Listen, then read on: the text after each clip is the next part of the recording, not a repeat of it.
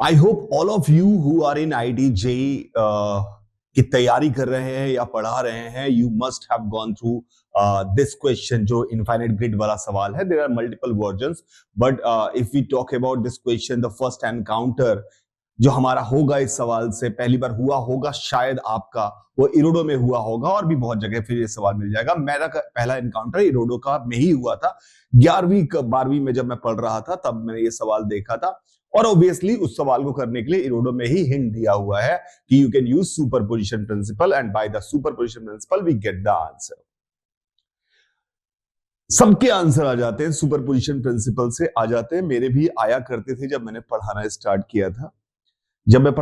किया था. पर कभी भी ये जो जितने भी लोग पढ़ाते हैं ये चीज, जो थोड़े से भी समझ रखते हैं, उनको ये अच्छा नहीं लगता होगा जब ये समझाते होंगे कि यार सुपरपोजिशन प्रिंसिपल लगा क्यों रहे हो, कैसे तुम्हें पता चला कि सुपरपोजिशन प्रिंसिपल यहां काम करेगा, क्या पता चला तुम्हें, क्यों लगा रहे हो, क्या कह रहे हो कि एक करंट आई इधर से, मान ली अगली बार आई इधर से निकाल दी और फिर तुमने बीच में जोड़ दी करंट, ये कौन सा मेथड है, ये सिखाया तो नहीं था ना आपने, ये क्या मेथड यूज कर रहे हैं, ये कैसी बातें कर रहे हैं. हाँ, कहीं ना कहीं एज अ टीचर भी मन में रहता है कि क्या कर रहा हूं मुझे नहीं पता, और लेकिन और एज अ स्टूडेंट तो रहता ही है कि क्या कर रहा हूं नहीं पता. पर हमेशा मैं एक इंपॉर्टेंट बात हमेशा बोलता हूं अपने बच्चों से भी कि सबसे ज्यादा लर्निंग आपकी कब होती है, जब आप बहुत अच्छे बच्चों को पढ़ा रहे होते हैं. जब बहुत अच्छे बच्चों को पढ़ा रहे होते हैं तो सबसे ज्यादा लर्निंग होती है आपकी. आप सोचने की शक्ति एज अ टीचर आपकी बहुत बढ़ने लगती है जब अच्छे बच्चे पढ़ा रहे होते हैं.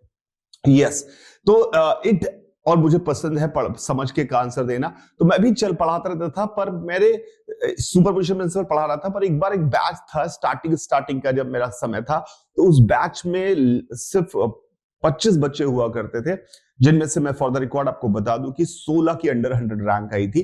तो उस बैच के बच्चों में जब मैं पर इरोडो का होमवर्क दिया हुआ था मैंने कि ये इरोडो करके आना, कल डिस्कस करेंगे, तो आई वाज थिंकिंग कि हाँ ग्रिड वाला सवाल आएगा, उसको मैं ऐसे कैसे बताऊंगा. तो मैं सोचता किसी ने बच्चे ने मुझसे पूछ दिया हाथ खड़ा करके कि सर समझ में नहीं आया, क्या कर रहे हो सुपरपोजिशन प्रिंसिपल, कोई ऐसा लॉजिक नहीं अभी तक चमक रहा है, करते ऐसे हैं. मैं मानता हूं you sometimes you get hexagonal, sometimes you get square grid, और मल्टीपल मेथड्स, मल्टीपल फॉर्मूले बना दिए हैं लोगों ने.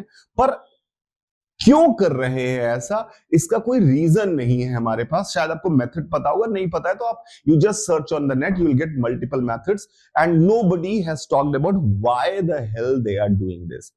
सो ये सारी भूमिका मैंने इसलिए बात दी क्योंकि ये बहुत बढ़िया बात है and it would be kind of आपको अच्छा लगेगा अगर आपको थोड़ा सी पढ़ाई में इंटरेस्ट है कि ये कितना बढ़िया तरीके से उन बच्चों के चक्कर में मुझे रात भर जाग के सोचना पड़ा, और मुझे बहुत मजा आया था कि मैंने कहा, मेरे को लगातार रिलीव्ड फील किया था कि यार बढ़िया बात पता चली है, बढ़िया बात सोची है, तो इसका यूज कर सकता हूं. जैसे अभी तक मैंने यूट्यूब पे इस पे कोई वीडियो नहीं बनाया, कई बार बच्चों ने बोला भी कि बनाइए, पर मैंने सोचा क्यों ना बना देता हूं. Let's see.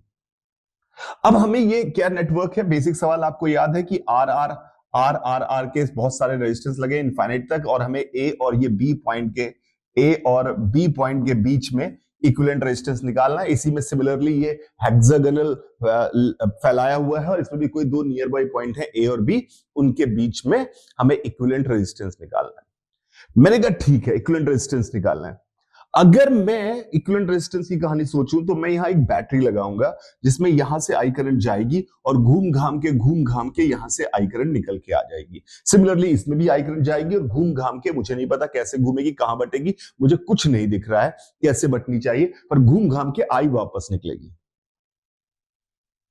But one thing I am sure about, ये सबसे हुक लाइन है, सबसे इंपॉर्टेंट लाइन है. One thing I am sure about, the distribution in this case, I enter की और I बाहर निकली, the distribution in the network, जो भी ब्रांच में जितनी भी करंट जा रही होगी इस सवाल में, वो यूनिक होगा. यानी it will be unique distribution होगा.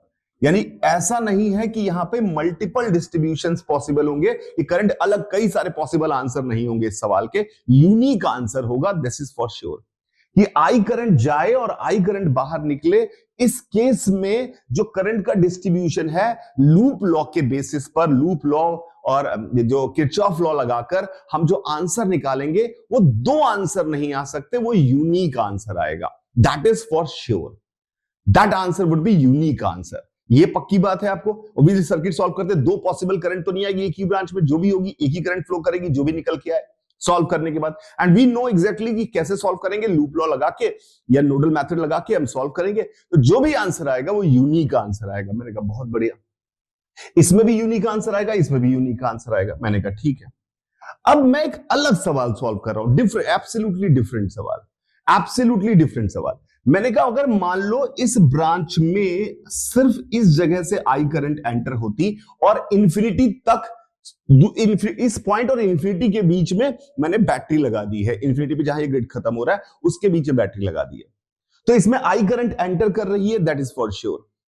अगर इसमें आई करंट एंटर कर रही है तो इसमें डिस्ट्रीब्यूशन हमें कॉमन सेंस से, सिमेट्री से दिख रहा है कि इसमें I/4 जाएगी, इसमें I/4 जाएगी, इसमें I/4 जाएगी, यहां जब पहुंची तो फिर से डिस्ट्रीब्यूट होगी, यहां से पहुंची I/4 I/4 I/4 पहुंची, यहां पे पहुंची फिर से डिस्ट्रीब्यूट होगी, तो डिस्ट्रीब्यूशन इसका होता रहेगा।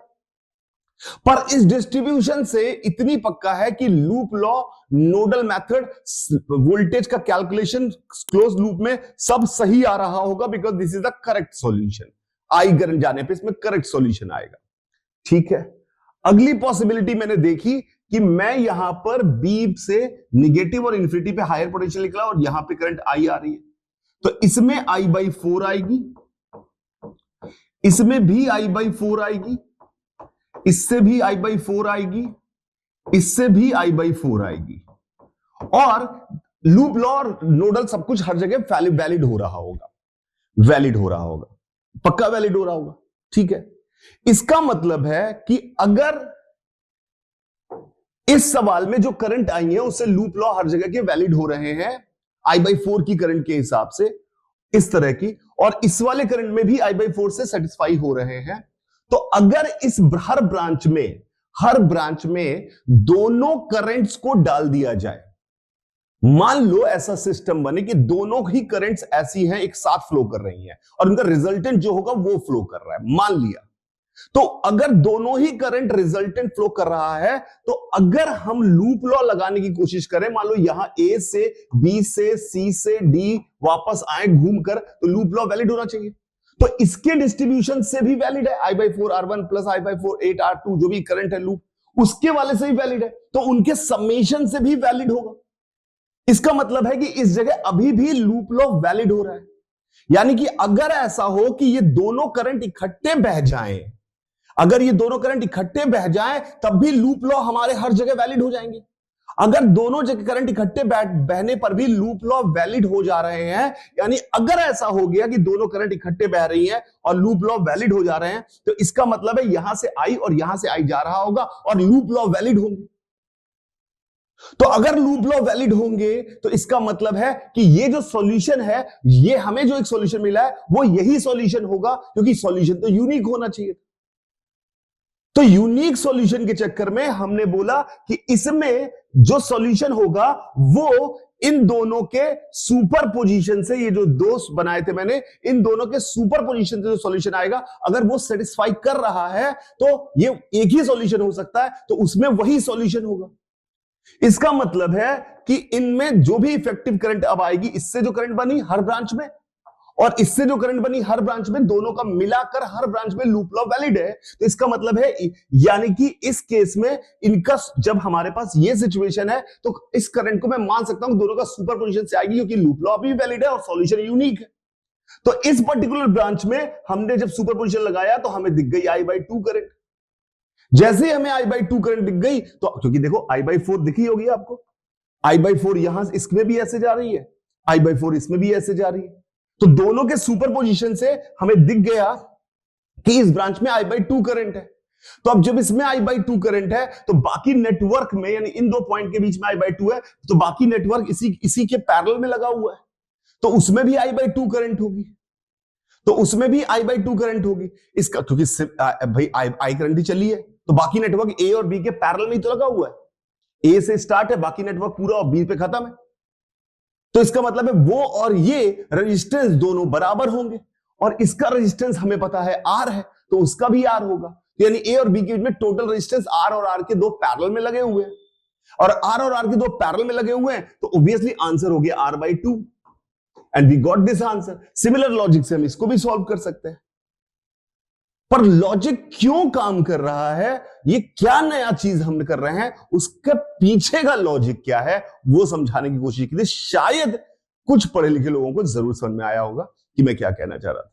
Thank you very much. Bye रहेगा सभी को। Enjoy your life, you find it enjoyable, otherwise make it. Bye bye bye bye bye.